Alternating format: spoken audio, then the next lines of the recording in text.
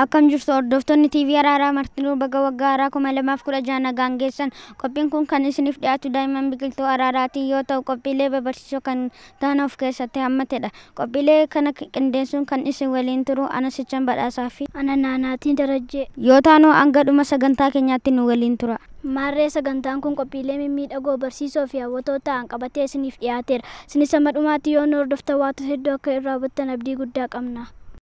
Isaan immoo hoqubaan waaqayyoo faaqa gubbaatti nagaanis namoota waaqayyootti gammaduuf jedhanii lafa irratti faarfatu turan. Luqaas boqonnaa 2:14 ክብር ለእግዚአብሔር በአርያም ይሁን ሰላም ለሰውም በጎ ፈቃድ አለውና ሉቃስ ምዕራፍ 2:14 Glory to God in the highest, on earth peace, goodwill toward men. Luke chapter 2 verse 40. Ergicha hojii kee beekaaftu natti koo qabda garuu dubbii hoddeetta maqaa koo sin ganne kunoon balbala banamaa fuula kee dura jiru sana namni tokko illee cufuu hin dandeessiif kenneera. Mul'atu Yohaannis boqonnaa 3:8 ስራ ናቀለም በአንተ ፊት የተከፈተ በር ሰጥቻለሁ ማንም ሊዘጋው አይችልም። ኃይልም ምንም ትንሽ ቢሆንም ቃልን ጠብቃለህና ስሜን አትከልክልና። የዮሐንስ ራእይ ምዕራፍ 3:8 I know what to do. I put before you an open door that no one can close. I know you are weak but you have followed my teaching and you are not afraid to speak my name. Revelation chapter 3 verse 8. Macaafni inni warra du'a keessaa ka'uun hin taafin jedha. Isaan garuu kana amma ammaatti hin beekne. Wangeela Yohaannis boqonnaa 20:9 ከሙታን ይነሳ ዘንድ እንዲገባው የሚለው የመጽሐፉን ቃል ገና አላወቁም ነበርና። የዮሐንስ ወንጌል ምዕራፍ 20:9 For us yet the now not the scripture a guide from the dead. June chapter 20 number 9. warri waaqayyoon sodaatan gaarummaa sassabdiidhaan eeggatan garuu isatti hin tolu. Faarsaa 147 lakkoofsa 11 እግዚአብሔር በሚፈሩት በምሕረቱም በሚታመኑት ይደሰታል። መዝሙር 147 ቁጥር 11 The Lord takes pleasure in them that fear him and hope in his mercy. Psalm 147 from verse 11 yeroo hundumaa gooftaatti gammada. amma sirra deebiinan jedhaa gammadaa. ፊልጵስዩስ boqonnaa 4:4 ሁልጊዜ በጌታ ደስ በላችሁ ደግሜ እላለሁ ደስ በላችሁ። ፊልጵስዩስ 4:4 Rejoice in the God always, again I will say rejoice. ፊልጵስዩስ chapter 4 number 4 Waaqayyoon galateeffadhaa maqaa isaa waammadhaa gochaa isaa saba hundumaa keessatti beeksisaa. Faarsaa 101 እግዚአብሔርን አመስግኑ ስሙንም ጥሩ ስራውን ለሕዝብ አውሩ። መዝሙረ ዳዊት ምዕራፍ 105 ከቁጥር 1 Oh give thanks unto the Lord, call upon his name, make known his among the people. Psalms chapter 105 from number 1 Hiddi keessa latiin baadameen sundeesaa keessaa beejoon godhatama caafa Isaayyaas boqonnaa 11 lakkoofsa 1 keessee ginbata riiwwat alkasir kutkaatti yaafada. Tinbiti Isaayyaas ምዕራፍ 11 ከቁጥር 1 And they shall come grow out of the stem of Jemus and the branch shall of his or root. Isaayyaas chapter 11 number 1 waaqayyo fakkootti fe'ina kooti yommuu sumaanii sodaadhere faarsaa 27 lakkoofsa 1 እግዚአብሔር ብርሃንና መድኃኒቴ ነው የሚያስፈራኝ ማን ነው? መዝሙር 27 ከቁጥር 1 The Lord is my light and my salvation, whom is every Psalm 27 verse 1 Abdii qabdanitti gammadaa arginu obsaa waaqayyoon kadhachuuttis cimaa. Roomaa 12:12 Rejoicing in hope, in tribulation, continuing stand in prayer. Roman chapter 12 number 12 Waaqayyo akkasii tokkicha ilma isaa amma kennuufitti biyya lafaa jaallate. Kun immoo isatti kan amanan hundinuu jireenya bara baraa qabaataniif malee abadaniif miti. Wangeela Yohaannis 3:16 በእርሱ የሚያምን ሁሉ የዘላለም ሕይወት እንጂ እንዳይጠፋ እግዚአብሔር ዓለምን እጅግ ስለወደደ አንድያ ልጁን ሰጠ። ዮሐንስ ምዕራፍ 3:16 Kuno amma ganii darbeera bakkaan cameer sokkeeras dararaan bakkee keessatti argameera. Yeroo hedduus geera sagaleen gugee biyya keenya keessatti dhagahameera. Matsaawaa iddoo hedduu caala boqonnaa 2 lakkoofsa 11-12 The winter is over, the rains have stopped in the countryside, the flower in bloom. This is time singing. The song of dove is heard in the field. The song of song chapter 2 number 11 and 12 Ijoollee abboota keessaniif haadhota keessaniif abboomamaa kun gooftaa duratti qajeelaadha. Efesoon boqonnaa 6 lakkoofsa 1 መጽሐፍ faarfannaa boqonnaa 10 lakkoofsa 12 ከያ waaqayyo gooftaa kool fudhadhu warra rakkatan irraanfate. Filiphos 4:4 yeroo hundaa gooftaatti gammada. Philippians 4:4 Rejoice in the Lord always. Isaan kottaa hidhaa isaanii of irraa hin cabsina, finyoo isaaniis of irraa hin darbana jedhu. Macaafa faarfannaa boqonnaa 2 lakkoofsa 3 Abbaan akka anaan na jaallate akkasuma sin jaalladheera jaalala kootiin qabamaa jiraadha. Yohaannis boqonnaa 15 lakkoofsa 7 waaqayyoon faarfadhaa maqaa isaa eebbisaa fayyisuu isaas guyyuma guyyaa labsa. Macaafa faarfannaa boqonnaa 96 lakkoofsa 2 An balbala banamaa fuula kee dura jiru namni tokko illee cufuu hin dandeenye siif kenneera. Mul'ata Yohaannis 3:8.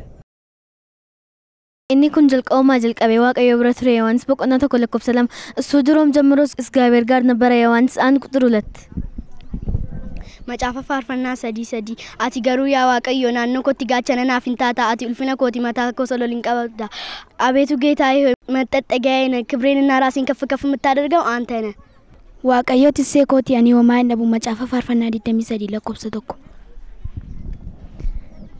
Yaa ilmaan koo gorsa koo hin irraanfatiin abboommii koos yaadatti qabadhaa. Macaafa keenyaa boqonnaa 3:1.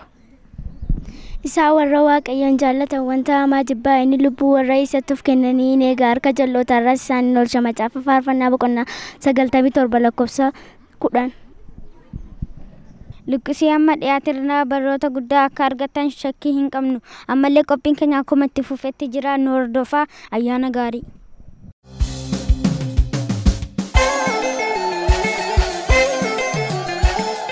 Duraan dursa hordoftoota TV Araaraa marti keessan baga ayyaana bara haaraa bara 2016 isin ga'e jecha amma immoo yerootti dubbii Waaqayyoo walii wajjiniin dhaggeeffannu ni ta'a. Dubbii Waaqayyoo keessaa iddoo tokko nan dubbisa. Macaafa Saamu'eel isa duraa boqonnaa 15 lakkoofsa 22-23 tti jiru nan dubbisa. Maqaa Yesuusiin akkas jedha.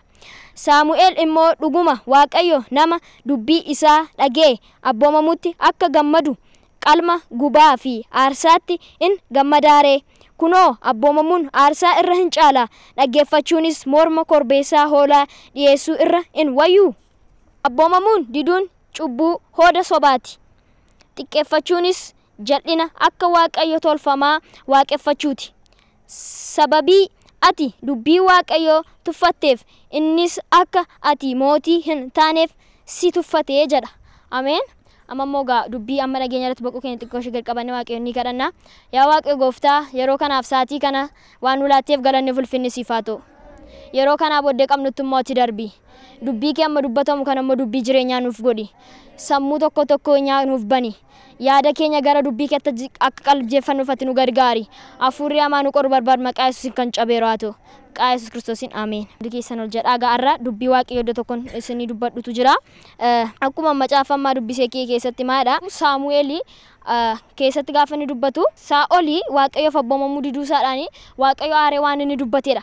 Kana keessatti maalidhaan abboomamuu diduun kee aarsaarra hin caalu jedha. Kanaaf abboomamuu gatii inni didee fi waan inni dubbatedha. Har'a barumsaan isinii wajjin dubbatu mata dureen barumsa koo har'a abboomamuu jechuudha jirarrattidha.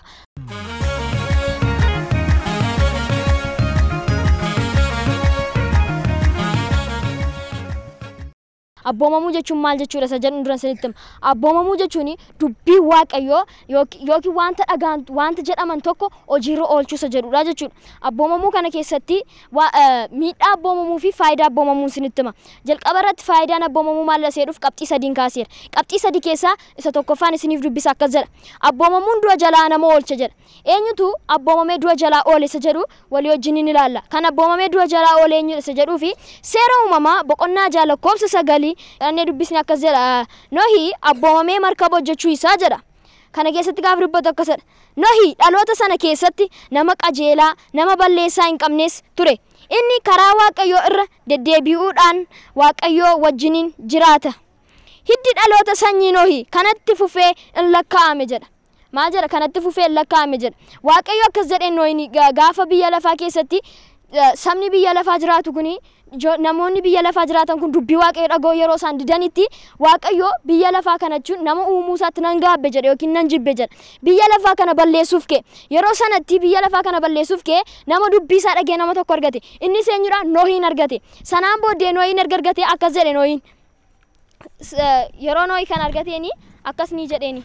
Nohiin argatee maadheeni markaba tolchi jedheen. Sanaan booddee Nohi maaliif markaba kana hojjedha jedhee sababan dhiyeessine. Maaliif ta'a? Maaliif kun ta'e? Ana qofaa maaliif ta'e jedhee sababan dhiyeessine. Tole jedheen hojjete. Kanarratti Waaqayyo erga itti gammadeeti maadha sanyiin Nohi kanatti fufee maal ta'eera lakkaa'ameera. Gaafa sana badiisni bishaanii gaafa dhufe badiisni bishaanii suni biyya lafaa kan hundumaa uwwiseen balleesse. Sanarratti gaafa isaanii hunduma isaanii balleessu kana eenyudha Nohi qofaadha. Sababa Nohi abboomametti akkas jedhee Waaqayyo markabicha keessa keessa kanatti gashitee maatii kee akkasumas beelladootaa fi bineensota bakkee jiranii gashi jedheen. Sanaan booddee gaafa inni isaan keessaa dhalaaf kormaa isaaniidhaan gashi jedheen. Sanaan booddee gashee erga badiisni bishaan suni darbee erga biyyi lafaa sun uwwifamtee bishaan sun erga isaan nyaatitti kan ooleenyudha.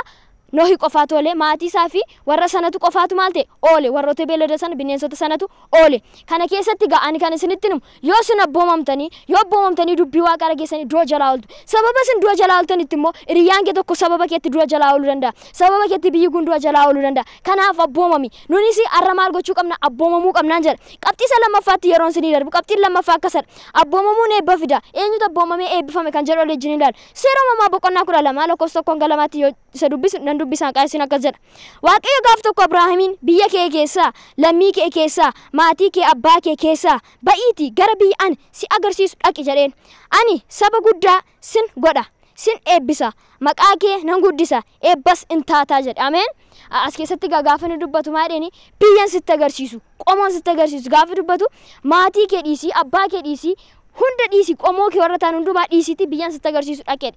Innis akkuma Nohi kana sababan dhiyeessin maaliif naqa maaltu jira waan namiidhu jiru jedhee sababa tokko hin dhiyeessine tole jedhee abboomamee biyyan itti agarsiisis maal jedhe hin dhaqe. Gaafa lakkoofsa 2 gadi siqee dubbatu maal jedhaani ani sin guddisa saba guddaa sin godha sin eebbisa maqaa kees maaliin godha maqaa eebbaan si godha jedhe. Kana keessatti gaafa dubbatamu yorraallee Abrahaamii ammallee maqaa isaadhaan gaafa namni Waaqa raajii Mazarattaayii gaafa isaan lallabanii akkas jedhu yeroo baay'ee kadhatan eebba Abrahaam eebba Isiyaaq eebba Yaaqoob gaafa jedhu kanarratti maal lakkoofsa 2 irratti gadi siqee gaafa dubbate maqaa kee eebbaaf nan taasisa jedhe sanadha jechuudha. Kanaafi anaaf si sarra yoo abboomamne in eebbifamna anaaf si arras yoo abboomamne eebbifamne maqaan keenya maqaa eebbaa ta'a. Kanaafiyyuu nun abboomamuu qabna. Abboomamuun du'a jalaa nama oolcha. Abboomamuun jireenyaaf nama kenna. Abboomamuun nama eebbisa eebba argattu. Amma gaafa Abrahaamii eebba foonii qofaa eebbifamin eebba fuuraas eebbifame. Kanaafiyyuu nun yoo abboomamne akka Abrahaam abboomamne tole jennee biyya nutti agarsiisu dhaqu abboomamne nunis akkuma Nohi waan Waaqa nuun jedhe yoo goone du'a jalaa ooluu dandeenya. Abboomamne akkuma Abrahaamiin eebbiseeni nunis yoo abboomamne in eebbifamna. Erga kana hundumaa isinitti himee abboomamuun erga du'a jalaa nama oolche abboomamuun erga nama eebbise nama miidhaan qabu jedhu wajjin ilaalla. Qabxiin kun inni taanu abboomamuu dhiisuun gatii nama kaffalchiisa seera wajjin ilaalla. Abboomamuu dhiisuun gatii nama kaffalchiisa eenyutu gatii kaffalesa jedhu wajjin ilaalla. Macaafa Yoonaas raajichaa boqonnaa 1 lakkoofsa 3 akkas jedhama qaasiin nan dubbisa. Gaaf tokko dubbiin Waaqayyo gara Yoonaas ilma Amiitiyaa dhufe. Ka'ii gara Nanawwee mandaraa guddittii dhaqi. Hamminni nama ishee guddatee na bira waan ga'eef irratti labsi jedhee Yoonaas garuu isa dhiisee fuula Waaqayyo dura mandaraa Tarshiishitti baqachuuf ka'ee mandaraa Hopheetiyaa gad bu'ee markaba Tarshiishiyaatti dhaquun argatanii sanaa booddee warra markabicha wajjiniin adeemaniif gatii isaa baafatee fuula Waaqayyo dura gara Tarshiishitti sokkuudhaaf keessa in lixee jedha. Yoonaas raajichaan maal jedheeni ka'iti biyya Nanawwee dhaqi irratti labsi hamminni saba ishee guddate ana bira geera jedheen.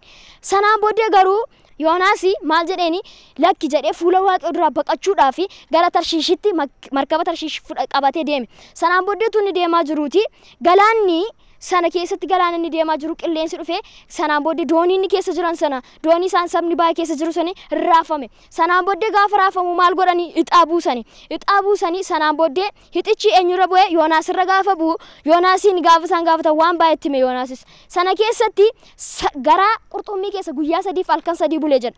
Kana keessatti gatii inni kaffale inni fuula Waaqayyo duraa baqachuudhaaf jedhee gatii inni kaffale. Tokkoffaa gatii kan kaffale namoota warrachi keessa jiran qabeenyi isaanillee galaanicha keessatti dhumuudhaan doonichillee caccabuusaadhaan qabeenyi isaan qaban hundumaa maal ta'e gatii kaffalchiisa. Kana keessatti gaafa nun ilaallu namni tokko abboomamuu dhiisuusaadhaan nama baay'eetu gatii kaffalchiisa nama baay'eetu gatii kaffala. Kanaaf anaafsiis har'a abboomamu taanaan nama baay'ee gatii kaffalchiisna. Abboomamnee fuula Waaqayyo duratti waan Waaqayyo nuun jedhu nu hojjennu taanaan nuni gatii kaffalchiisuu dandeenya gatii baay'ee kaffaluu dandeenya. Kanaaf anaafsi abboomamuu qabna. Abboomamnee akka Nohi du'a jalaa ooluu qabna. Abboomamee akka Abrahaam eebbifamuu qabna. Kana keessatti abboomamuu dhiisuu jalatti ammasii luqqisii tokko dubbadheen kanaan nan dhaaba akkasadha. Seera uumamaa boqonnaa 19 lakkoofsa 26 akkasadha.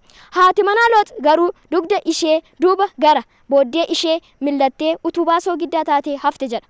Akkamittiin utubaa soogiddaa taatee hafte jettanii Waaqayyo maal jedhanii gaafa Sodoomiif Gomoraatti badiisa erge maadheeni Looxitti gaafa dubbate namni tokkollee isin keessaa dugda duuba isaa in ilaalin jedheetu maal dubbateen. Sanaan booddee garuu isaan maal godhanii gaafa deemanii dhagaa ibidda qabu asii gad roobsee waan biqiltoota qaban hundumaa maasii isaanii maal godhe gogsee gubee jechuudha. Kana keessatti gaafa inni kana hundumaa godhee gubsu haati manaa Looxi garuu waan Waaqayyo jedhe dhiistee dugda duuba gaafa isheen ilaaltu maal taate utubaa soogiddaa taateef maaliif gatii abboomamuu diddeef ati sarraan abboomamtu taanaan akka haadha manaa Looxi kana utubaa soogiddaa taatee afuu dandeessa. Garuu ati abboomami carraa qabdu kanatti abboomami sagalee Waaqayyo dubbisi akka dubbii jireenya isaatti jiraadhu isiniin jedha. Kana keessatti gaafa isiniin jedhu dubbii Waaqayyoo isiniif jireenyadha. Abboomamuun waan hundumaarra caala akkuma sila wangeel macaafa Yoonaas duraa irratti dubbadhee jechuudha. Gara warra Efeesiyoon yoo dhannee dubbisne dhaamsan ijoollotaaf qabu tokko jira. Gara warra Efeesiyoon boqonnaa 6 lakkoofsa 1 irraa kan jiru akkas jedha nan dubbisa. Yaa ijoollee abbaa keessaniif haadha keessaniif abboomamaa kun fuula Gooftaa duratti qajeelaadha oo jedha. Kanaaf nuni abboomamuu qabna. Yoo Waaqayyoof abboomamne yoo nun maatii keenyaaf abboomamne fuula Waaqayyoo duratti kun waan gaariidha. Kanaaf abboomamaa. Ijoollee bakkeeraa yoo argitu diddan abboomamuu diduudhaan eebbaa dhabuudhaan karaa irratti kufaniiru. Adaraan siniin jedha abboomamaa. Waaqayyoof abboomamaa. Maatii keessan abbaa keessaniif abboomamaa. Yoo abboomamtan akkuma ijoollee biqiltoota raaraa akka ijoollotas keessaa luqqisii dubbatan baay'eedhaan abboomamtan yoo abboomamtan akka keenya dubbii kana labsuu dandeessu. Warroota dhaloota dubbiin beeknetti dubbii labsuu dandeessu. Abbaa keessaniif haadha keessaniif abboomamaa. Akka Nohee eebbifamuu dandeessu. Abboomamaa akka Abrahaam eebbifamuu dandeessu. Abboomamaa akka Nohee du'a jalaa ooluu dandeessu. Kanaaf Waaqayyoof abboomamaan isiniin jedha. Waan dhaggeeffattaniif guddaa galatoomaa. Amma boquu keenya gad qabannee dubbii amma dhageenya irratti akka jireenya nuuf ta'uuf Waaqayyoon ni kadhanna. Yaa Waaqayyo Gooftaa yeroo kanaaf sa'aatii kana nu laachuuf galanni ulfinni siif haa ta'u. Sa'aatii kana keessatti immoo dubbii kee waan nutti dubbatteef galanni ulfinni siif haa ta'u. Yaa Abbaa dubbii amma baranne immoo dubbii jireenyaa nuuf gochuuf fedhaaf jaalala kee haa ta'u. Afurri hamaa tokko illee dubbii amma baranne sammuu keenya keessaa duwwaa gochuu kan barbaadu maqaa Yesuus Kiristoos kan nurraa cabeeru haa ta'u. Maqaa Yesuus Kiristoos kan nurraa cabeeru haa ta'u. Kan hundumaan gootaa galanni ulfinni siif haa ta'u. Ameen. Ayyaanni kun ayyaana gaarii isiniif haa ta'u jedha. Ayyaana kanatti warra rakkatan gargaaraa, warra dhaban gargaaraa, nyaachisaa dhobaasaan isiniin jedha. Kun egaa ayyaanni kun ayyaana gaarii isiniif haa ta'u, ayyaana quufaa isiniif haa ta'u. Kana qofaa moomini akka dubbii kanatti jiraadha. Ayyaana gaarii.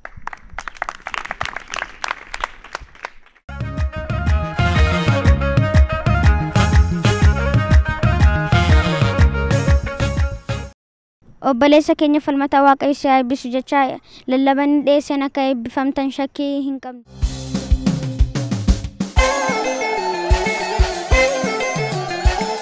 Hordoftoonni TV Araaraa martinuu baga waggaa haaraa bara 2016 nagaan geessan. Kun sagantaa biqiltoota Araaraa bara haaraa bara 2016 sababeeffachuun isiniif dhiyaatedha. Nutis marii gabaabaa ergaa gaarii dabarsuu danda'a jennee yaadnu isiniif qabannee dhiyaannee jira. Qophii kanarraati wantoota hedduu akkasiin baratan shakkii tokko illee hin qabnu. Kanaaf hamma dhuma sagantaa keenyaatti nu waliin turan affeerraa keenya. Egaa keessummoota jajjaboo garee biqiltoota Araaraarraa dhufanii asitti qabanneedha kan nuti dhiyaannee jirru. Egaa keessummoonni keenya kun of beeksanii gara marii yaada qabnu isaaniif dhiyeessinee gara marii keenyaatti seenna. Obboleessa keenya falmataarraa yoo jalqabne. Duraan dursa carraa kana waan alaatteef guddaa galatoomin siin jedha. Gaaffii kee itti fufuu dandeessan immoo maqaan koo Falmataa Lammiin jedhama. Garee biqiltootarraa dhufe marii kee itti fufuu dandeessa. Egaa falmataanii ijoollee daawwattoota TV Araaraa kana egaa ni keessummaa keenya isa jalqabaa isa jabaa inni qabannee isiniif dhiyaannee jirrudha. Egaa uumama kana hundumaa kan uume Waaqayyoodha. Guyyaa tokko hanga ji'a gidduutti isaanii uume. Egaa uumama kana keessaati immoo guyyaa fi halkan isa tokkodha. Guyyaa fi halkan addaan baasee kan uume Waaqayyoodha. Jecha kana irratti mee ati immoo maalluu qabda mee yaada maalii nuu hirtuu dandeessa? Ishee ammallee irra deebi'ee baga carraa kana naalaatteen siin jedha. Sirrii mana dura kan uumaa waan hundumaa Waaqayyoodha. Duraan dursas kan inni uume guyyoota ja'adha hanga guyyaa torbaffaatti boqote jedha. Kana keessatti guyyaa jalqabaa halkaniif guyyaa adda baasee uume jedha. Seera uumamaa boqonnaa tokko irraa dubbisnee akkasadha. Biyyi lafaa kun gad callabbooftu turte dukkanooftu turte bifas hin qabdu turte jedha. Kana irratti ani kan dubbadhu gaa Waaqayyo erga biyyi lafaa kun callabbooftu ta'e erga hubatee erga argeeti seera uumamaa boqonnaa tokko lakkoofsa irratti akkasadha dubbata. Ifti saatoo jedha ifnis hin ta'e jedha. Kana irratti ifti saatoo ifis erga ta'eeti sanaan booddee biyyi dukkanooftu turte kun biyyi lafaa kun dukkanooftu turte ifni hin ta'e. Ifa jechuun immoo ifa inni nuuf kenne ifa gammachuu. Namni yeroo baay'ee kan inni hojjechuu filatu halkanirra ifa filata. Maaliif ifni waan hundumaaf gahaadha. Ifni jiraatennaan namni hojii isaa hojjetachuu danda'a. Ifni jiraannaan wal dubbisuu danda'a. Ifni jiraannaan wal arguu jaalata. Namni ifa sodaatu dukkana sodaata. Kana keessatti gaanii ergatti waa'ee ifaa kana sitti himu keessatti qabxii lama kaaseen ilaala. Isa keessatti qabxiin tokkoffaa ifa foonii kan jedhudha. Qabxiin lammaffaa ifa fuuraa kan jedhudha. Ifa foonii kan nuuf kenne eenyudha? Ifa foonii kan nuuf kenne Waaqayyoodha. Ifa foonii jechuun immoo biyyi lafaa kun gad cillubooftuu turte seedhu irrattidha. Gad cillubooftuu yeroo isheen turte kanatti dukkana kana keessatti ifa kan nuuf kenne eenyudha? Waaqayyoodha. Ifa kana erga arganneeti, ifa kana erga nuuf kenneeti, ifa kana keessatti gaafa ifa foonii jennu ifa foonii jechuun wantoota ijaan arginu kana, wantoota qaamaan keessa jirru kana jechuudha. Ifa hafuuraa isa jedhuuf immoo macaafa Isaayyaas raajichaa boqonnaa 60 lakkoofsa 1 dubbisne akkasidha. Ifni kee dhufeera, ulfinni Waaqayyoo siif ba'eera, kanaafis ka'ii ibsi jedha. Kanarratti gaaf dubbatu kuni ifa fuuraadha. Kana jechuun nama hundumaaf ifeera, garuu nama hundumaatti ifee, nama hundumaatti ifeera inni gaafa jedhu amma fakkeenyaaf amma kan ilaalaa ifa fooniidha miti kan ifaa jiru kun. Garuu gaafas keessatti dubbatu ifa fuuraa jechuun immoo nama hundumaatti ifee hin jiru. Ifni kan kee dhufeera, ka'iitii ibsi gaafa jedhu warroota itti dukkanaa'ee jiraachuu danda'a. Warroonni dukkana keessa jiraatan jiraachuu danda'a. Sitti ifee isatti hin ifne ta'a, isatti ifee anatti hin ifne ta'a. Kana keessatti gaafa dubbatu maal jechuusaadha? Ifni haa ta'u gaafa jedhu ifa keessana ka'ee ibsi jechuusaadha. Kana jechuun baraa baratti kan nu dabarsuu danda'u eenyudha? Waaqayyoodha. Bara sanatti kan fayyadamuu qabu eenyudha? Nudha. Nagaa kan namaaf kennee nagaadhaan nama eegee baraa baraa nagaatiin nu dabarsu moo kan eenyudha? Waaqayyoodha. Garuu nagaa sanatti jiraachuu keenya, nagaa sana baay'isuu kan qabu eenyudha? Nuhudha jechuudha. Kana keessatti gaafa ni dubbatu ifa hafuuraa jechuun warroota itti dukkanaa'ee jiraniif ibsi jechuusaadha. Warroota waa'ee waaqaa hin beekne, warroota uumaa ta'uusaa hin beekne kanaafis ibsi. Dubbii isaa dubbadhu akkuma seera uumamaa keessatti halkaniif guyyaa kan uume Waaqayyoodha jedhu sana himi. Ibsi jechuusaati. Ifa jechuun gara gabaabaa waaqni keenya waaqa ifaati. Waaqa ifaa kana immoo himi dubbadhu jechuusaatiin siin jedha. Egaa yoo baleessi keenya falmataan yaadota ijoo ta'an baay'eedha kan inni nuu kaasee ture baroota kan jijjiiru Waaqayyoodha. Nagaatti eegee baraaraadhaan kan nama gahu Waaqayyoodha. Kan biraammoo kan inni nuu kaasee Waaqayyoo waaqa ifaa ta'uu isaallee nuu kaasee jira jechuudha. Keessummaa keenya kan biraatti gaafa daballu obboleessa keenya raa'ii innis of ibsee yaada mariif qabnu keenya dhiyeessinaaf jechuudha. Ishee obboleessa koo gatii carraa kana naalaattee guddaa galatoomi siin jedha. Ani maqaan koo Raa'ii Rattaan jedhama. Kanan dhufe garee biqiltoota Araaraati. Egaa Raa'iinis daawwattoota keenyaaf isiniif beeksisedha kan inni jiru. Isaafis yaada gaaffii qabannee dhiyaannee jirru. Isaafis kan dhiyeessinu ta'a. Egaa Waaqayyootu nuti hin dhalatiin iyyuu gara haadha keenyaa keessatti nu beeka. Kan jedhu kanarratti gaafa himtu waamamuu fi waa'ee fo'atamuu kanarratti utuu hin dhalatiin kan inni nu fo'ateef haa ta'uu danda'a. Kanamee waa'ee kennaa irratti achumaan kaasee waa xiqqootu nu haasofsiiste maal sitti fakkaata? Yaada gaarii naa laattee amma caqasa tokko fudhadheen gaafa gara yaada kootti isinii galu caqasaan koo Ermiyaas 1:5 akkas jedha. Garaa haadha kee keessatti utuu sin tolchiinsi fo'adhee utuu ati hin dhalatiin adda si baafadhee sabaaf raajii akka taatuufis si kaasee jedha. Ermiyaas yeroo kanatti of hin beeku ture. Utuu haadhi isaa fi abbaan isaa isa hin beekin dura Waaqayyo garuu isa beeka ture. Utuu eenyuyyuu isa hin beekin dura Waaqayyo garuu isa beeka ture jechuudha. Utuu inni bifa boca utuu inni bishaan ta'ee jiru Waaqayyo Yesuus Kiristoos garuu maalidha? Isa beeka ture jechuudha. Kanarratti qabxii lama qabadhee isiniif dhiyaadhee jira. Qabxiin kun ni jalqaba Waaqayyo jalqabaa kaasee nu beeka inni jedhudha. Waaqayyo jalqabaa kaasee nu beeka jechuun utuu nun bishaan taanee jiru, utuu nun of hin beekin, utuu nun haadhi keenyaa fi abbaan keenya utuu nun beekin garuu Waaqayyo nu beeka. Waaqayyo utuu nun dhalatiin nu beeka. Waaqayyo jalqabaa kaasee nu beeka jechuudha. Waaqayyo utuu nun bishaan taanee jiru jalqabaa kaasee nu fo'ate. Utuu haadhi keenyaa fi abbaan keenya iyyuu nun beekin Waaqayyo garuu nu beeka. Waaqayyo garuu utuu eenyuyyuu nun beekin har'a garuu Waaqayyo nu beeka jechuudha. Qabxiin kun lammaffaatti gaafa sii darbu Waaqayyo jalqabaa kaasee nu fo'ate isa jedhudha. Waaqayyo jalqabaa kaasee nu fo'ate utuu nun gara biyya lafaa kanarra hin dhufin gara biyya lafaa kanaatti nufi Waaqayyo garuu nu fo'ate jechuudha. Utuu nun gara biyya lafaa kanarra nufi Waaqayyo garuu nu fo'ateera. Akka sila isinii ibsee Waaqayyo jalqabaa kaasee nu beeka isiniin jedhee isinii ibseen ture. Waaqayyo jalqabaa kaasee nu beeka jechuun Waaqayyo jalqabaa kaasee immoo nu fo'ateera. Fakkeenyaaf ati akka sila gaaffii bareedaa na gaafattee turte fo'atamuu fi itti jiraachuun adda addadha.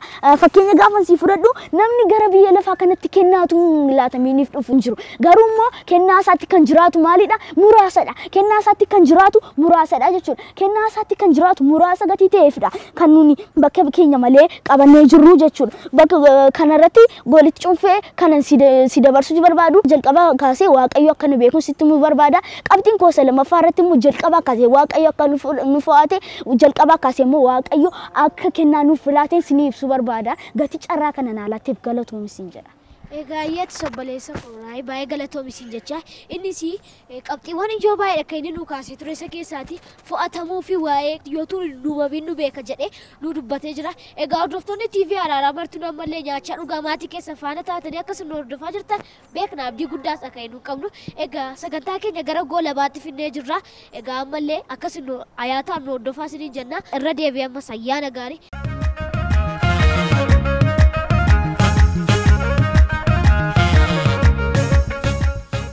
Egaa obboleessa keenya raajanitti gaafa darbinu innis of beeksisuudhaan yaada isaaf qabannee jirru isaaf ni dhiyeessina. Dursaa carraa kana naalachuu keessaniif guddaa galatoomaan jedha. Ani maqaan koo Raajana Shannaafiidha. Egaa innis ijoollee daawwattoota keenyaaf isiniif beeksisee jira. Isaan asitti argaman kun hundumtiyyuu keessumoota jajjaboo keenya dhaawatu sagalee waaqayyaa haasofne irree garuu guyyaan iyyuu waggaan iyyuu nu ga'u garuu maaf sababii isaa akka dammaa gatii mi'aawuu fi sababa yeroo keenyaaf gaggabaabsinee akka kanatti jechoota ijoo jedhaman isiniif dhiyeessaa jirra ammallee nu waliin tura affeerraa keenyaarra deebine ayyaana gaarii. Egaa obboleessa keenya Raajan baroota keessatti namni waan hedduudha kan inni karoorsu karoora isaa sana immoo kan fiixaan baasuuf waaqayyoodha. Yaada waaqayyo nuuf qabu waaqayyo duwwaatu beekamni egaamee waan kana irratti immoo yaada nuuf jettu yoo qabaatte. Carraa kana waan nalateef ammas guddaa galatoomiin siin jedha. Sirriidha. Kan akkuma ati jette kana baroota keessatti namoonni waan hedduu karoorsu. Karoorri isaanii kana immoo kan fiixaan baasu waaqayyoodha. Sirriidha. Amma qophiima kana yootu waaqayyoon ittiin kadhanne ta'ee as gahuu hin dandeenyu jechuudha. Yooni macaafa Ermiyaas raajicha boqonnaa 9:11 fudhadhee ilaalee yaadi ani isiniif yaade anuma duwwaatu beeka. Innis yaada nagaa fi yaada wanta isin gara fuula duraatti eeggattan isiniif raawwachuuti malee yaada isin balleessu miti. Kana jechuun isaa yaada gadhee miti jechuudha. Kana jechuun isaa akka nu mana waaqayyoo keessatti hin guddanneef kan nu hir'isne jechuusaadha jechuudha. Isaafiyyuu ani kana keessatti yaada bakka lamatti fudhadhee ilaale. Inni tokkoffaan yaada gaariidha. Yaada gaarii inni nuun jennu isa nuun dubbii waaqayyoo dubbifannu isa nuun kennaa keenya barree isa nuun faarfannu jechuudha. Yaada gadhee inni nuun jennu immoo isa seexanni sammuu namaa keessa kaa'ee akka nuun nama ajjeesnuu fi kan nu dogoggorsudha jechuudha. Isaafiyyuu kana jechuun nuuni yaada gaariitu fayyadamnee deemnee xuruu natti fakkaata. Yoo faarsaa 45 fudhadhee ilaale yaa waaqayyo gooftaa koo gochaa kee isa dinqisiisaadha. Yaada gaarii nuuf qabdu nuuf baay'iftee tasa jedhu kana luqqisii kana ani bakka lamatti hin qoode akka kotti. Inni tokkoffaan yaada yaa waaqayyo gooftaa koo gochaa kee isa dinqisiisaadha isa jedhuu fi amma namooti tokko gaafa deemanii waldaatti fayyanii dinqiitu ta'a jechuudha. Dinqii kana kan nuun ilaallu immoo birriidhaan mini kan namni dhaqee fayyu toladha jechuudha. Isaafiyyuu dinqii kana kan namaa godhu immoo waaqayyoodha jechuudha. Isaafiyyuu dinqii jechuun isaa dinqii waaqayyoo yoomiyyuu namarraa hin citu baay'ataadha jechuudha. Isaafi yooni luqqisichuma kana bakka lamatti hin qoode lammaffaa ilaale immoo yaada gaarii nuuf qabdu nuuf baay'ifteetta. Kana jechuun isaa yaadi waaqayyoo yeroo hundumaayyuu baay'ataadha jechuudha. Waaqayyo kan inni nama yaadu baay'eedha jechuudha. Maaliif waaqayyo yaada isaa namarraa hin kutu galgalas guyyaas nu eega wanta ta'eef otuu waaqayyo nun eegutee har'a gahuu hin dandeenyu jechuudha. Iddoo kana gahuu hin dandeenyu jechuudha. Isaafiyyuu yaadi waaqayyo nu barbaachisaadha. Amma namni tokko gaafa hoolaa tokko eeguu hoolaa kanarraa yoo bineensi nyaachuuf dhufe bineensa kana kan inni ittisuu danda'u yoo yaade bineensa kanarraa ittisuu danda'a. Garuu yoo yaadiin callisee nyaattu jedhee bineensi kun dhumuu danda'a jechuudha. Isaafiyyuu namni tokko amma dubbii sagalee waaqayyoo hin amanu garuu itti amanaa hin jedhe isa malee karaan hin jiru jechuu barbaada. Isaafiyyuu walumaa galatti kan inni jedhu yaa waaqayyo gooftaa koo gochaa kee isa dinqiidha. Yaada gaarii nuuf qabdu nuuf baay'ifteetta jechuun isaa dinqiin isaas baay'eedha yaadi isaas nuuf baay'eedha jechuudha. Isaafis kan nuun gochuu qabnu tokkoffaan kadhachuudha. Lammaffaan immoo dubbifachuu fi kennaa keenya baruu qabna jechuudha. Isaafiyyuu baroota keessatti namoonni waan hedduu karoorsu. Karoora isaanii kana immoo kan fiixaan baasuuf waaqayyoodha isa jedhuuf waaqayyoodha jechuun barbaada. Carraa kana waan naalatteef guddaa galatoome. Ayyaati obboleessa keenya Raajan baay'ee galatoomisii jecha egaa caqasa isaarraas ta'ee dubbiin dubbate irraatti wantoota hedduu akkasii baratan ammallee abdii guddaa akka hin qabnu turtiin keessan akka nuti faana ta'e shakkii tokkollee hin qabnu egaa keessummaa keenya isa xumuraa obboleessa keenya boosaatti gaafa darbinu innis of beeksisuudhaan yaada isaaf qabannee jiru isaafis ni dhiyeessina. Carraa kana waan naalatteef guddaa galatoomi jecha ani maqaan koo Boonsaa Dassaalany jedhama kan irraa dhufe garee biqiltoota Araaraa keessaadha. Egaayee obboleessa keenya boonsaa siifis yaada nu qabannee dhiyaannee jirru mucoolii waaqayyoon jaallatamuu isaanii kan jedhu kanarratti mee yaada akkamii nuuf himuu dandeessa? Mucoolii waaqayyoon jaallatamuu isaanii irratti kan inni jedhu macaafa Maarqos boqonnaa 10:13 irratti akkuma jedhu Yesuus harka isaa akka isaan irra kaa'uuf namoonni tokko mucoolii gara isaatti fidan. Bartooti isaa garuu ifatanii isaan dhawwan. Yesuus garuu gaaf kana arge aaree akkas jedhe lakkisaa mucooliin gara kaa dhufan mootummaa waaqayyoo warra akka isaaniitiif jedhe. Waaqayyo mucoolee akka isaanii akka inni nu jaallate inni jalqabaa caqasa sadiin qabadheera. Inni jalqabaa ijoolleen jaalala qabu. Ijoolleen jaalala qabu jechuun maal jechuudha? Garaa namaaf ho'a qabu. Inni lammaffaan immoo ijoolleen cubbuu hin qaban. Cubbuu hin qaban jechuun garaan dhiifamaa qabu. Inni sadaffaan immoo qulqulloodha. Qulqulloodha jechuun sammuu isaanii waraqata adiidha. Kanaaf qulqulloodha jenna. As keessatti wanta si jabeessu macaafa Luqaas boqonnaa 18:15 hanga 17 akkuma dubbatu Yesuusii mucoolee eebbisuu achi keessatti kan achi keessa garuu wanta addisa godhu yoo akka mucoolii taatan malee mootummaa waaqayyoo dhaaluu hin dandeessa jedha. Mucooliin erga mootummaa waaqayyoo erga kan keenya ta'e maal gochuu qabna? Inni jalqaba kadhachuu qabna. Kadhachuu jechuun karaa abbaaf ilmi wal arganii. Kanaafuu waaqayyoo wajjin wal arguudhaaf kadhachuu qabna. Inni lammaffaan immoo sagalee waaqayyoo dubbifachuu. Sagalee waaqayyoo dubbifachuu jechuun immoo sagalee waaqayyoo qofa dubbifachuun faayidaa qaba. Garuu sagalee waaqayyoo dubbifatanii itti jiraachuun faayidaa isa olaanaa qaba. Inni sadaffaan immoo abboomamuu. Abboomamuu jechuun immoo namni yoo nu abboome abboomiisa sana hojiirra oolchuu qabna jechuudha. Egaayee kan obboleessa keenya boonsaa atis baay'ee galatoomi siin jennaanis qabxiilee sadii nuu kaasee jira. Mootummaa waaqayyoo mucoolii erga kan keenya ta'eeti wanta nu gochuu qabnu ofuma kan keenyadha jennee of jajuu qofaan sagalee waaqayyoo dubbifachuu kadhachuu maatiidhaaf illee abboomamuu akka nu qabnu illee nutti himee jira. Karaama kanallee yoo dhaamsa qabaatanii fi nama galateeffachuu qaban yoo jiraate carraasaa sadiif laannaa jechuudha. Ammallee deebi'ee baga carraa kana naalaachuu keef guddaa galatoomiin siin jedha. Dhaamsi nun walii gala dhumarratti qabnu jira. Innis egaa haala yeroof jennee anumti dhaamsa koree kana hundumaa kan dubbadhu tokko qaba. Dhaamsichis kan nun dhaamnu jalqaba irratti ijoolleen mana waaqaatti qabamaan jedha. Abboomamaa maatii keessaniif abboomamaa mana waaqaatti qabamaa. Ijoollee karaarraa yoo argitu taatan abboomamuu dhiisuu isaaniidhaan carraa keenyuun biqiltoota raaraa argatan argachuu dhabuudhaan abboomamuu dhiisuudhaan mana waaqaatti guddachuu dhiisuudhaan akka dubbisaatti jiraachuu dhiisuu isaadhaan akkuma ijoolleen kun kaasaa turan dubbicha dubbachaa turan akka dubbii keessatti jiraadhaa akkuma boonsaan dubbachaa ture ijoollonni mana waaqaatti qabamaa akka dubbisaatti jiraadhaa. Yoo isin dubbii kana bartanii yoo mana isaatti qabamtan akka ijoollota biqiltoota raaraa kana dhaamsa nama biraaf dhaamuu dandeessuun jedha. Ittaanee kan nun galateeffachuu barbaannu jalqaba irratti nagaadhaan nu eegee yeroo kana nuu kennee akka nun dubbii kana dubbannuuf fayyaadhaan kan nu eegee waaqayyoon guddisneen galateeffanna. Galanni teessoo isaa marsuu haa ulfaatuun jedha.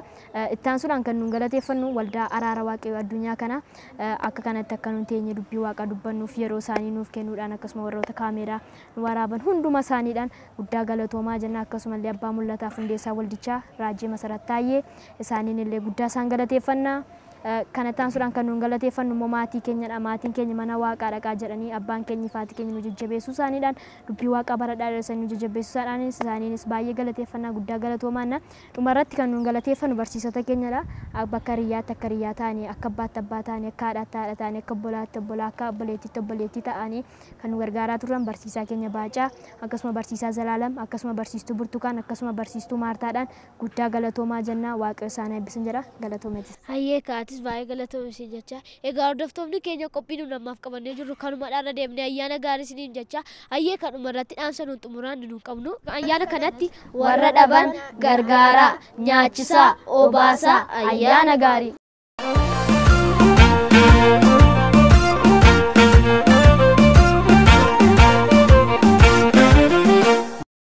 Ammas irra deebinee baga waggaa haaraa bara 2016 nagaan keessan isiniin jecha itti fufuun kan dhiyaatu lallabadha. Lallabas kan nuuf dhiyeessu obboleessa keenya Yohaannis Margaa yoo ta'u nu hordofaan affeerraa keenya.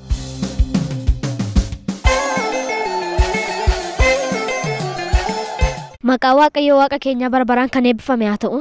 Egaa biqiltoonni araaraas hordoftoonni TV araaraa martinuu baga waggaa haaraa bara 2016 nagaan keessan isiniin jecha.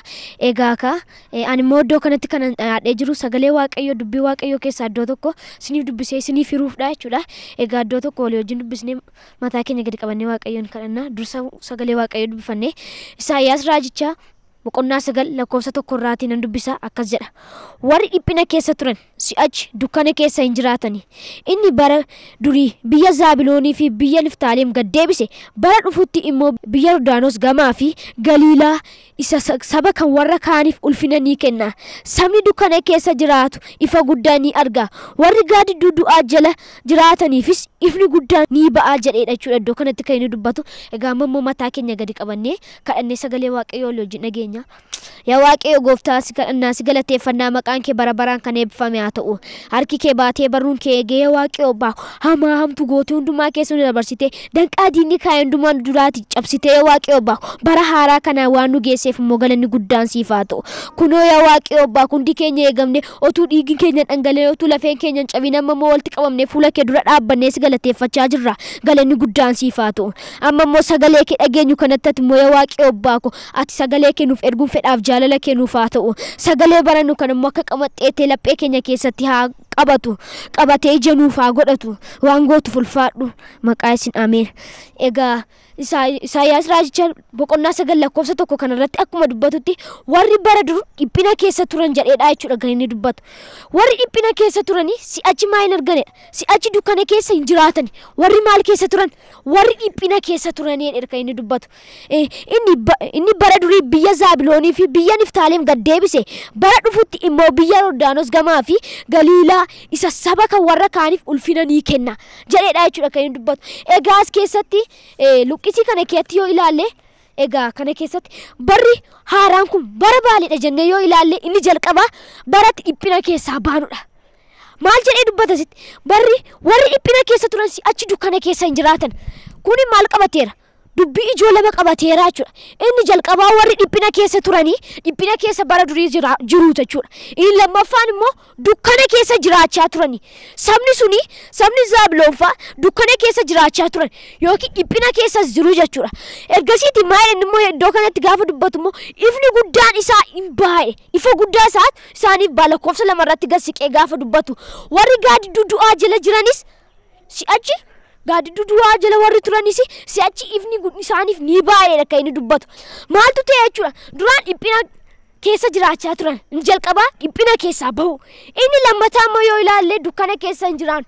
Seera uumamaa boqonnaa 1 lakkoofsa 3 irratti gaafa dubbatu maal jedha? Yeroo sana maal ifni haa ta'u jedhee ifnis ni ta'e. Ifichis gaarii akka ta'e argee ifichas maalirraa gargar baase? Dukkanicharraatti gargar baase. Waaqayyo wanta gaarii ta'e kan inni arge hunda keessaa uumama hundoo keessaa maal ifadha. Ifi akka inni gaarii ta'edha kan inni arge. Barri haaraan immoo ifattidha kan inni fakkeeffamu.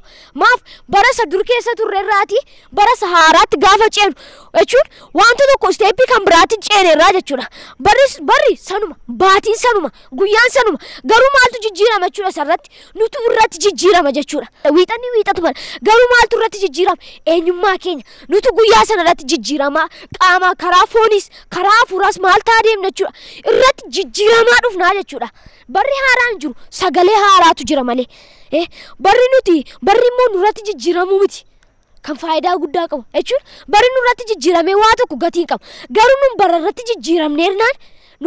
jijjiiramneennaan bara sana maal gochuu dandeenya? Ofii keenya iyyuu jijjiiruu dandeenya jechuudha. Gaafa sagalee Waaqayyo dubbatu barichi hamaadha guyyicha bitaa jedheedha kan inni dubbatu. Yoo nuni baricha sana irratti jijjiiramne bara sana maal gochuu dandeenya? Hamaa ta'e sana bituu dandeenya jechuudha. Sagalee Waaqayyo gaafa dubbatu kanadha kan inni dubbatu. Amma immoo Isaayyaas keessatti gaafa dubbatu Isaayyaas 27 lakkoofsa 6 irratti dhannee yoo ilaalle akkas jedhan immoo bara dhufutti Yaaqoob idda ni yaafata, Israa'el hudhee ni daraara, ija ni godhatas jedheedha kan inni dubbatu. Ijinni godhatu immoo maal godha? Biyya lafaa guuta. Lakkoofsa 6 kanarratti gaafa dubbatu nuni immoo maal gochuu labsuu qabna kana keessatti bara dhufutti maqaa keessan keessa gashitanii maal gochuu qabna? Hidda nan yaafadha, hudhee nan daraara, ija nan godhadha, ijaan godhadhus biyya lafaa hin guuta jechuudha kan inni qabu. Maaliif ifa guddaa erga ta'e booddee inni amma aduuni biqiltuun tokko aduurraati humna isaa fudhatee ittiin soorata isaadha kan inni qopheeffatu. Maal aduun ifadha. Inni immoo maal biqiltuu dhabni erga ureen daraara ta'eeti maali ifa Waaqayyoodha. Maqaa Yesuus Kiristoos ifni Waaqayyo jireenya keenya keessatti barumsa keenya irratti maqaa Yesuus Kiristoos nuuf in ibsa. Egaa lakkoofsa 6 kanarratti erga kana dubbatee booddee maalidha? Bara dhufutti Yaaqoob hudhee ni daraara.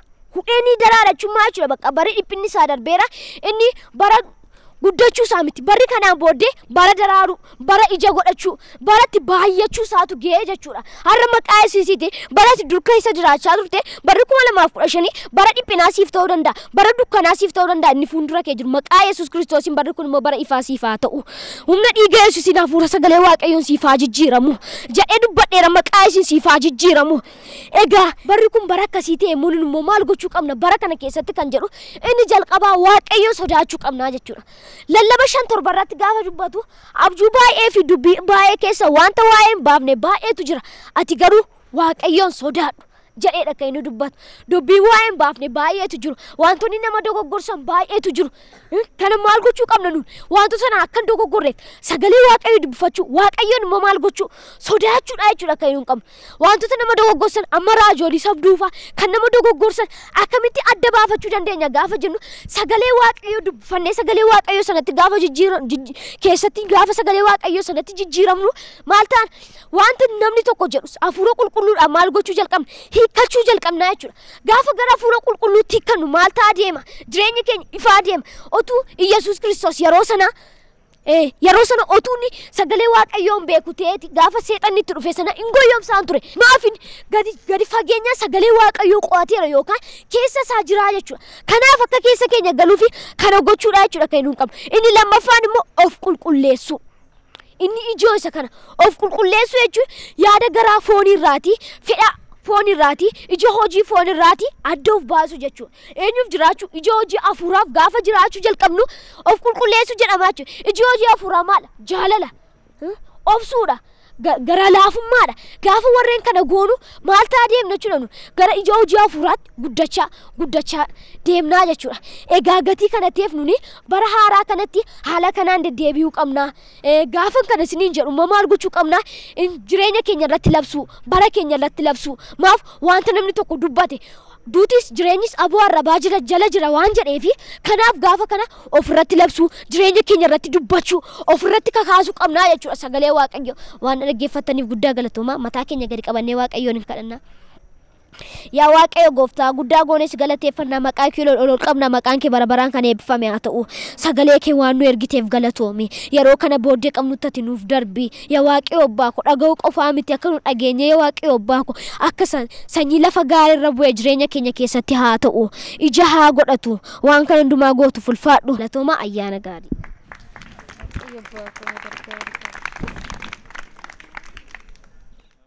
sagantaan keenya akkuma itti fufetti jira itti fufuun kan isiniif dhiyaatu walaloo kan nuuf dhiyeessu obboleessa keenya Sichan Badhaasaadha nu waliin tura. First of all, I want to say for all people watching TV Arara, Happy New Year. My poem topic is goodness of God. I'll start. We are living for Him each and every day. He gives His life for all to show the way. We are living for Him. What a wonderful peace we feel in His embrace. He took all our sins and did in our place. We are living for Him. What a wonderful peace. His love for us will never cease. God is like a candle placed in hot place. Shines for others living in the darkness. Thanks your God for He being the light in your life. God is more than a person to us. He is our supporter and our friend. Jesus is the only was at the last. Live for the future. We don't know how much to thank Him. We are really grateful of Him. We are living for Him. We clothed in His glory. Jesus is the only answer. What an amazing story. Thank you for your attention. First of all, I want to thank my God, second my teachers and my families, for all people watching TV Arara. Happy New Year. Walaloo obboleessi keenya Sichan afaan Ingiliffaan dhiyeesse irraa wantoota hedduu barataniitu jennee yaadna. Egaa hordoftoota TV Araaraa qophiin biqiltoota haraaraan qophaa'an hanga hammaatti qophiileen TV Araaraa biroo itti fufu hordofaa jenna. Ayyaana gaarii.